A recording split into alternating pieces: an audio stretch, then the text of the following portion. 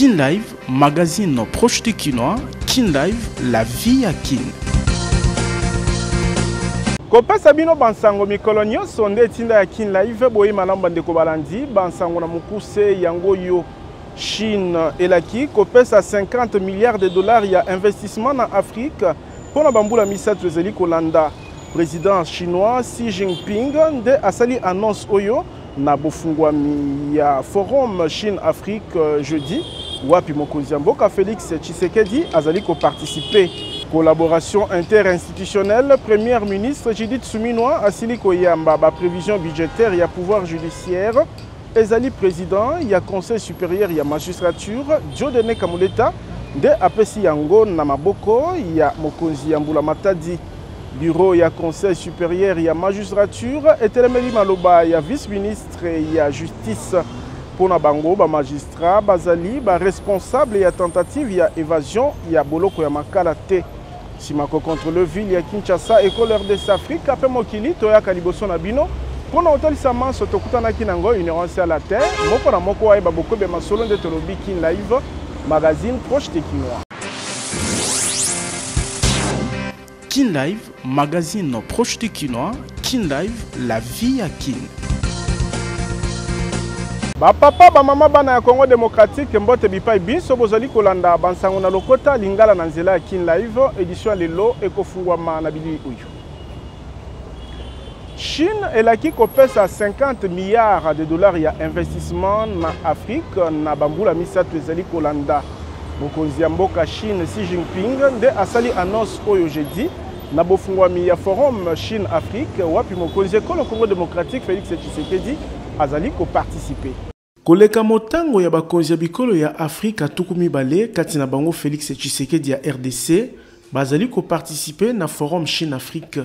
Sima ya banke ya mercredi, FOCAC 2024 ekoti na mozindo ya masolo jeudi oyo na discours ya président chinois Xi Jinping. Liboso ya ba homologue na ye africain pe ba représentant ya 53 bikolo libanda ya Lituanie. Président chinois atalisi détermination na ye ya komatisa coopération sino-africaine na lolenge oyonde alaki investissement ya 50 milliards de dollars américains na Afrique pour na mibu misatu ezali kolanda na koyoka président Xi Jinping investissement yango ekotala ba domaine ebele ndakisa industrie ba infrastructure agriculture pe misusu mokonzi ya mboka Chine atalisaki na molai plan d'action ya 10 points ekosimba partenariat oyo ekozala avantageux na continent africain. Partenaire économique ya yambo ya Afrique, Chine alingi ko conforter place na ye na mokili ya bayindo. Coopération esengeli efungwama kino na domaine ya défense et le but président Xi Jinping. Mokonzi ya mboka ya yambo ya koyambama en tête à tête na président chinois yambo ya bofungwami ya 9e FOCAC, président Tshisekedi a souhaité ko étendre coopération kati na Chine pe RDC na ba domaine ebele. Tolobi Tiboko Yuka. Nalobaki yango na ebandeli collaboration interinstitutionnelle Premier ministre Judith Suminwa Tuluka asili koyamba jeudi oyo ba prévision budgétaire ya pouvoir judiciaire ezali président ya CSM Dieudonné Kamuleta nde aibi na kopesa yango na maboko ya mokonzi ya Mbula Matadi. Mokonzi ya Mbula Matadi Judith Suminwa Tuluka ayambi na ndako na ya mosala na primature jeudi président ya conseil supérieur ya magistrature pe président ya cour constitutionnelle masolo kati na bakonzi nyonso mibale esimbamaki na collaboration kati na pouvoir exécutif pe pouvoir judiciaire pona etamboli malamu ya mboka na libaku oyo Dieudonné Kamuleta Badibanga asili kopesa mokonzi ya Mbula Matadi ba prévision budgétaire ya pouvoir judiciaire pona mobu 2025 ezali koya. N'oubliez pas que le pouvoir judiciaire doit rester en permanence en contact avec les autres pouvoirs. Dans un premier temps, nous sommes venus dans le cadre de la collaboration utile et nécessaire entre les institutions. De deux, c'est aussi pour une raison légale. Nous avons amené les prévisions budgétaires du pouvoir judiciaire que nous venons de remettre à la première ministre comme la loi l'exige. Nalikambu itali tentative ya évasion na boloko ya makala numéro 1 ya CSM atalisi ete apesi ba PV eliyangani ya institution na ye na mokonzi ya Mbula Matadi. Évidemment, on en a parlé aussi de ce qui s'est passé, mais au moins nous avons laissé juste les PV de notre réunion d'hier. Il s'agit de la justice congolaise. Et nous ne voyons aucune institution congolaise qui n'est pas concernée par la bonne marche de notre pays. Dieudonné Kamoulé Tabadi Banga, ou Atambulaki Longo, na procureur général pris à cour constitutionnelle, Jean-Paul Mukolonko Kesha, a sepeli na détermination ya premier ministre pour la justice ya qualité nekolo Congo RDC. Tolobi, Tiboko Yoka. Totikala na primature uta boloko ya makala mokonzi ya Mbula Matadi Judith Suminwa apesi mitindo po na botosi ya bokobi ya processus ya désengorgement pe ravitaillement ya bakisi na tina ya kobika malamu ya bakangemi ezalaki na libaku ya visite na ye na sima ya évasion esalemaki kuna. Mikolo mibale sima ya tentative ya évasion na boloko ya makala, mokonzi ya Mbula Matadi Judith Suminwa Tuluka akitaki ye moko mercredi. Ayaki komona na misu, makama esalemaki pona ko évaluer ampleur ya badega. Na bokomi na ye, Judith Suminwa asalaki visite na ba pavillon D, 3, 4, P9 na bâtiment administratif, cuisine na dépôt ya biloko ya kolia oyo epelaki moto na ngonga ya tentative ya évasion oyo na koyoka bilan provisoire 129 bato bawaki 24 na masasi pe 59 bazokaki bapota. Pona koyeba na mozindo likambo ekomaki, mokonzi ya Mbula Matadi Judith Suminwa atunaki mituna na bakangami ebele oyo ba confirmer ete nyonso ebandaki na pavillon 4. Na pavillon 9 oyo bombaka basi, mama mokonzi ya Mbula Matadi asololaki na basi oyo bazalaki violé na ngonga ya likama. Wapi abeti sete na ravitaillement ya bakisi na lombango pour la prise en charge ya ba victime. Pour moi, c'était aussi important de venir voir comment les choses sont en train de se rétablir. J'ai visité quelques pavillons, notamment celui des femmes. J'ai discuté avec elles. Il est important, et c'est ce qui est en train de se mettre en place, la prise en charge médicale, mais aussi assurer l'alimentation. Comme vous le savez, je ne sais pas si vous le savez, mais tout le dépôt qui servait de réserve en alimentation a été brûlé. Et donc, raison pour laquelle hier, ça a été un peu difficile de reconstituer l'alimentation pour les prisonniers. Mais là, je viens de vérifier, ils ont déjà eu... la cuisine est en plein fonctionnement. Mokonzi ya Mbula Matadi alobaki ete processus ya désengorgement ya baboloko esengeli ekoba engebene programme d'action ya gouvernement na ye. Kozilaka ba conclusion ya ba enquête makambo ebandi kozonga muke ndenge ezalaki na kala na boloko ya makala kolandisama na mikano ya Mbula Matadi na bokambami ya premier ministre ye moko. Basali ya SNEL bazali kosala maso polo tiliki ezonga na boloko oyo. Mokonzi ya Mbula Matadi apesi mitindo po ete autonomisation ya ligne ya boloko ya makala esalema na tina kokengela batu malamu.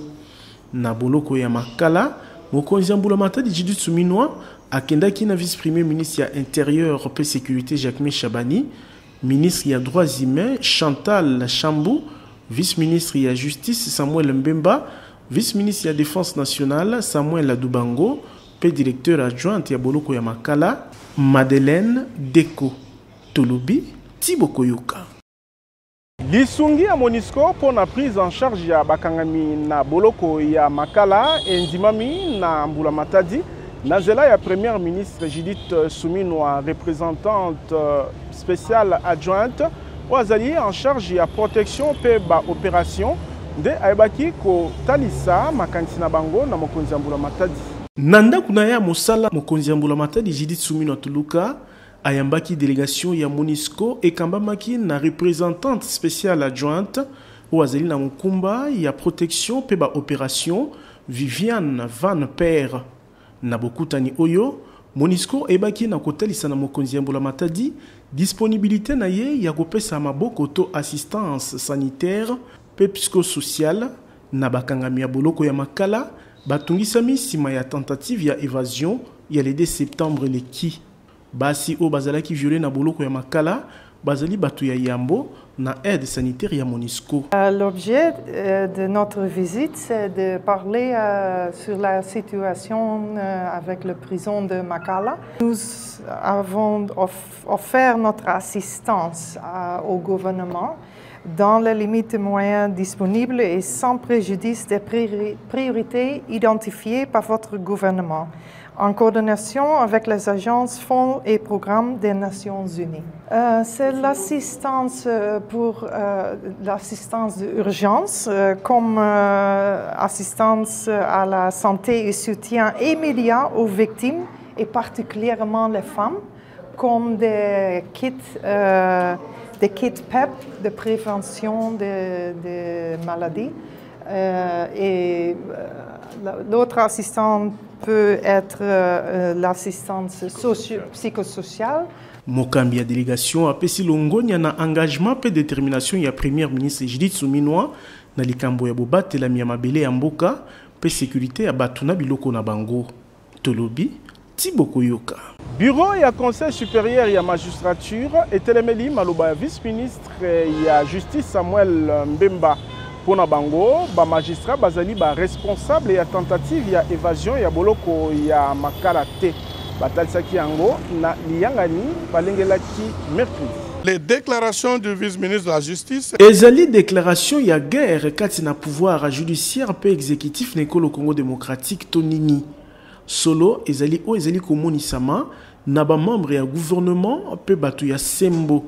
Na liangani ya bureau ya conseil supérieur ya magistrature et kambamaki na président Dieudonné Kamuleta mercredi 4 septembre ba o magistrat ba telemeli na mongongo makasi maloba ya vice-ministre ya justice Samuel Mbemba o atalisaki ete ba magistrat nde bazali ba responsable ya makama esalemaki na boloko ya makala. Contrairement aux déclarations faites lors des sorties médiatiques du vice-ministre de la Justice et garde des Sceaux, les magistrats ne sont pas responsables de la tentative d'évasion qui a eu lieu à la prison de Makala.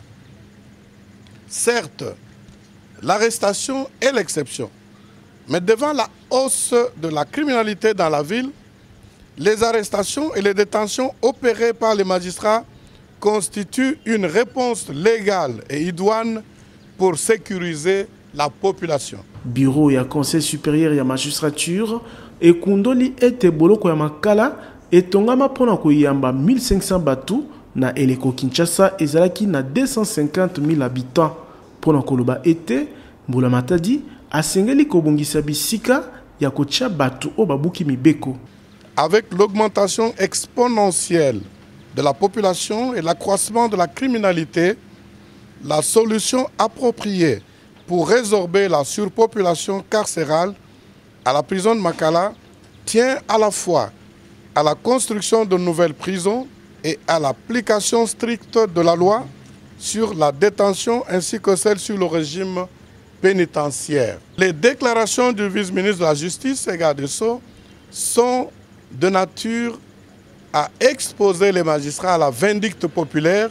Na molongo ya ba membre ya bureau ya conseil supérieur ya magistrature ba monisaki elongi na liyangani oyo Dieudonné Kamuleta président ya CSM pe président ya cour constitutionnelle, Jean-Paul Mukolo Konkesha procureur général après la cour constitutionnelle, Firmin Vonde Mambu procureur général après la cour ya cassation, procureur général ya république pe auditeur général ya justice militaire Likulia. Tolobi Tiboko Yoka.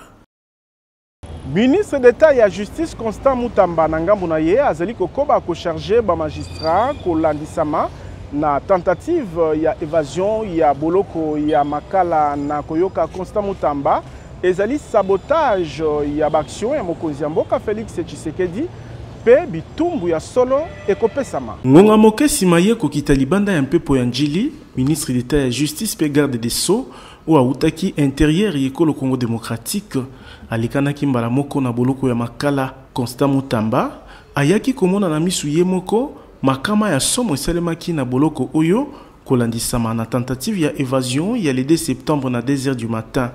Sima ya kotambola na ba pavillon ezali touché pe kosolola na bakambi ya boloko ya makala pe bakangami Constant Mutamba talisi ete maima salemaki ezali sabotage ya baction ya mokonzi ya mboka Félix Tshisekedi. Ministre d'État et de Justice, Alaki Bitumbu Yamakasi. Je viens d'atterrir et croyez-moi, je règle cette affaire dans 2 semaines maximum. J'ai alerté, tous se sont constitués contre moi. Voilà les résultats. Ça, c'est un sabotage des actions du chef de l'État et ça ne se passera pas comme ça. Chaque semaine, les magistrats envoient des détenus ici à Makala, sans tenir compte de la capacité de contournement de ceux. Et ça, c'est injuste. Vous venez ici, vous faites sortir des gens clandestinement. Ça, c'est un acte de sabotage, c'est pas l'évasion. De toutes les fois où moi j'ai désengorgé, ils ont envoyé les doubles. C'est depuis que j'ai commencé, combien de détenus ont été envoyés ici, après le désengorgement. C'est là qu'on saura l'acte de sabotage d'où il est parti.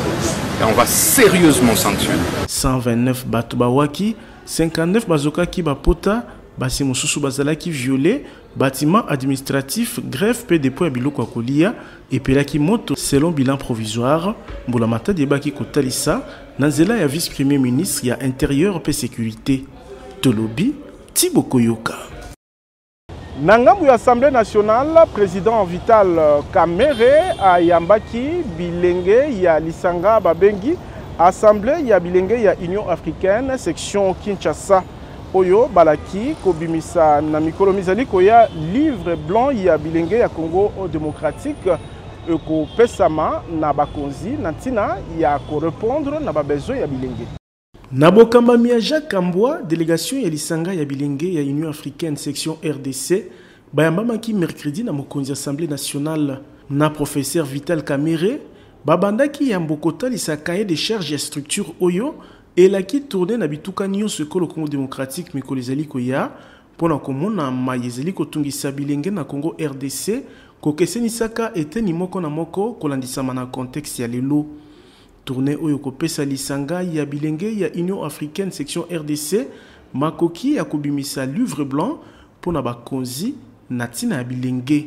Na ngambo mosusu délégation oyo esengi po ete Assemblée nationale et kotisa na budget ya l'État, ligne budgétaire, natina ya fonctionnement et structure na bango. Nous avons plaidé pour la cause de la jeunesse en faveur de plus d'attention en termes d'accompagnement, tant législative que institutionnel pour la jeunesse. Il était aussi question de tabler sur la problématique de la représentation de la jeunesse au niveau des instances internationales, mais surtout la participation de cette jeunesse congolaise à des assises au niveau africain et aussi international.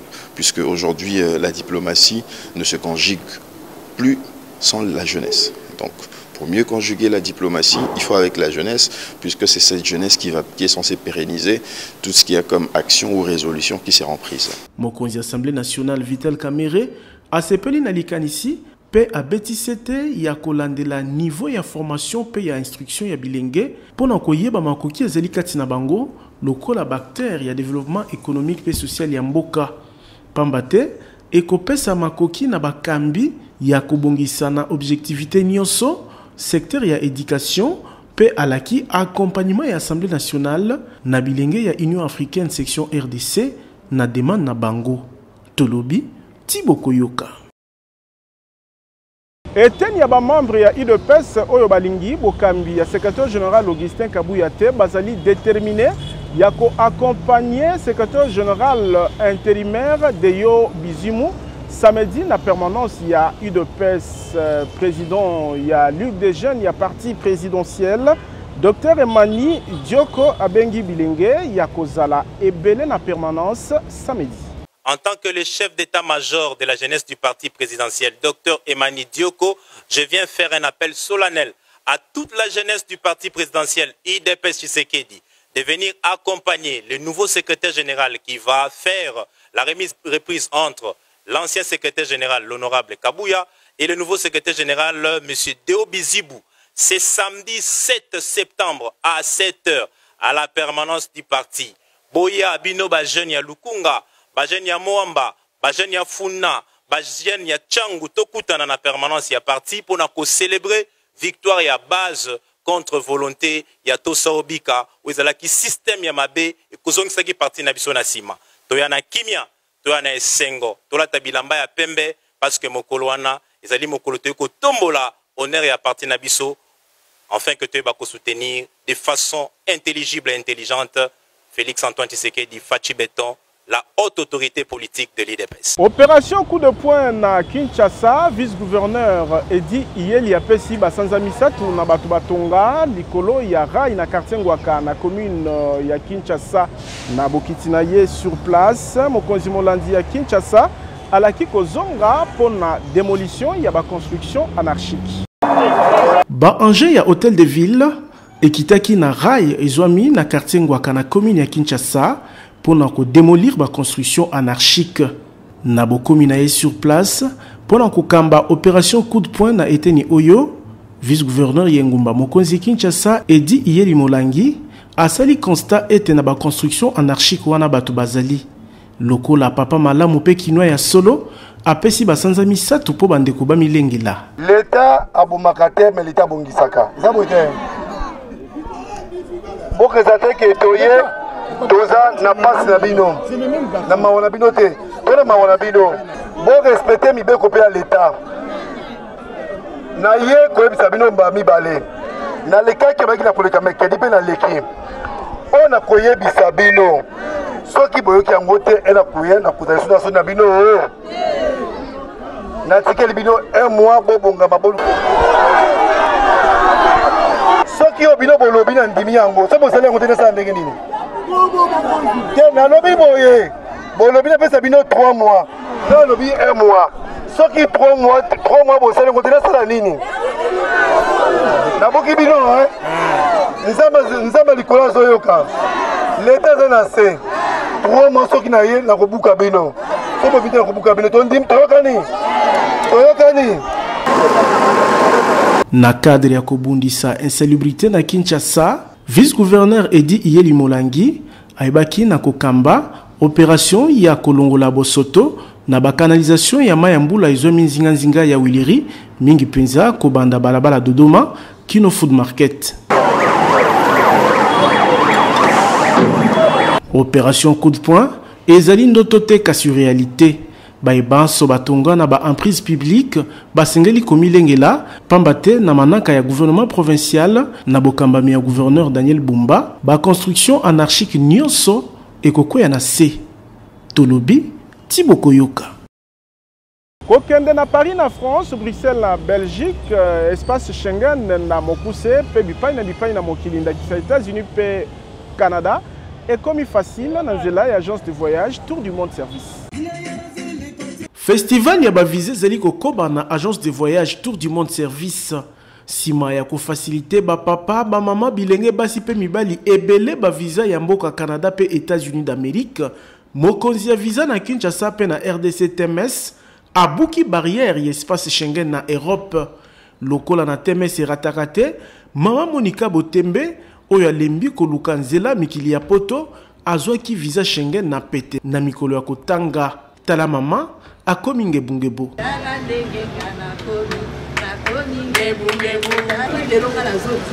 Nazokende na Paris nazwi visa Schengen yangoyo nakotambola poto mobimba. Lokola momeseno ngulu ya kapela eliamaki sample nya yambo ba équipe ya TMS e banako accompagner mama Monica Botembe azwa avion na aéroport ya Njili po akende mboka France. Yambo ya kozwa avion abengi ba congolais ya kosala confiance na TMS. Kopesa ye confiance boko sepela. Mama Monica Botembe ye wana na mapata direction Paris na France. Lokola na film a commis destination na sourire. TMS, merci, na commis Paris. Tala na Tour Eiffel, ba photo eke ezongi. Olembi koluka visa Schengen ozwakate, mobiki si agence de voyage Tour du Monde Service, eye pona kosunga yo, ozwa visa na mwangonga moke. Bureau ya Tour du Monde Service, ezwami na numéro 5151 ya balabala Kasavubu, quartier Matonge 1, commune ya Kalamu. Tolobi, Tiboko Yoka. Inscription zali kokoba na complexe scolaire Mama Pemba na commune ya Kisenso olingi mwana na yo atanga na école moderne ya Fondation Nerombungu kima na Lombangu po ba place ezali limité. Avenir ya bana esimbami na éducation pe formation bazali kozwa lelo yango ezali koleka na malakisi ya qualité lokola na complexe scolaire Mama Pemba école moderne o etongama na ba norme ya standard international et fungoli déjà ba porte pour na ba inscription gratuite, c'est-à-dire ya ofele pour na ba nouveaux élèves na année scolaire 2024-2025. Moi na kofuta talumeyate andimami na école moderne o ya fondation Nero Mbungu na ba section pe option d'akisa maternelle, primaire, éducation de base pe humanité na latin philo, chimie biologie, pédagogie générale, commercial et gestion, coupe et couture, mécanique générale, électricité générale, construction pe électronique na complexe scolaire Mama Pemba, anglais na informatique ezali obligatoire, kobanda na maternelle kino humanité. Pour la pratique, Mubanga na atelier et tonda ba matériel moderne ndakisa ya coupe et couture, mécanique générale, électricité générale, électronique, pe laboratoire moderne pour na bayekoli ya biologie chimie. Papa mama, kozala ki dibate pour na complexe scolaire Mama Pemba, inscription ezali ya ofele. Awa, encadrement et simami na balakisi o batonda boye bine expérience pour la formation ya malonga. Bana batangaka na ba condition ya malamu na basali ya minene oyo lumière ekoka. Complexe scolaire Mama Pemba ezali na avenue Batande numéro 4, quartier Bikanga, commune ya Kisenso. Okoki kobenga na numéro 089 38 45 291, topé na 090 32 94 821. Na complexe scolaire Mama Pemba, Dieu est notre force. Tolobi Tibokoyoka.